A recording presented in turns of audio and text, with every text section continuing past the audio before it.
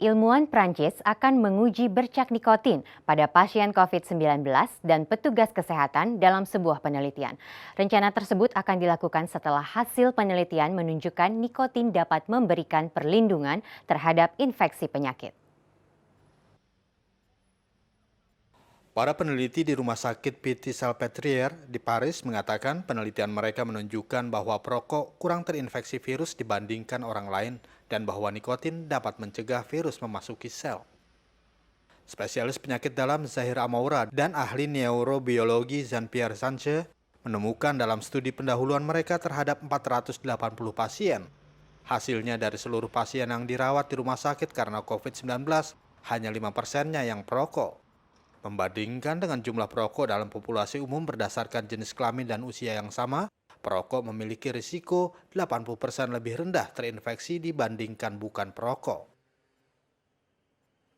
On s'est rendu compte que le taux de fumeurs était très bas, 5% chez les malades à peu près.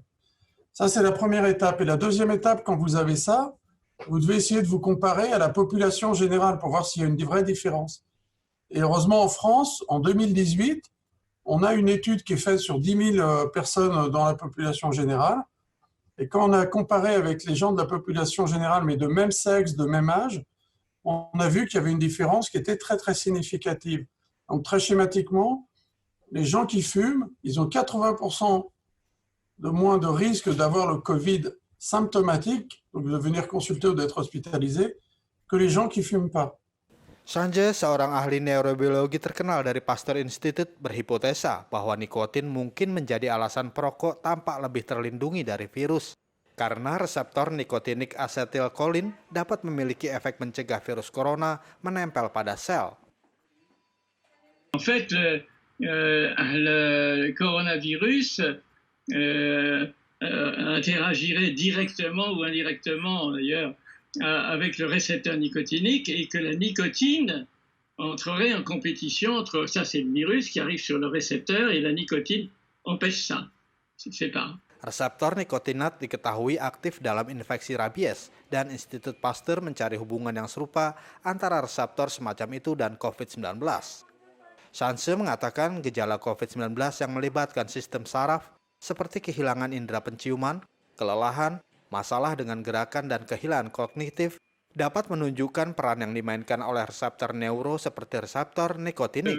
Pour quelle raison l'engagement du récepteur nicotinique simplement parce que c'est la cible la plus plausible et presque unique de la nicotine.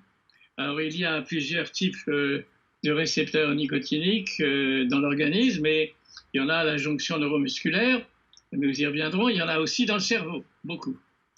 Et j'ai été conduit par le raisonnement suivant, c'est-à-dire qu'il semble qu'à côté des effets pulmonaires du coronavirus, il y a un effet au niveau du système nerveux.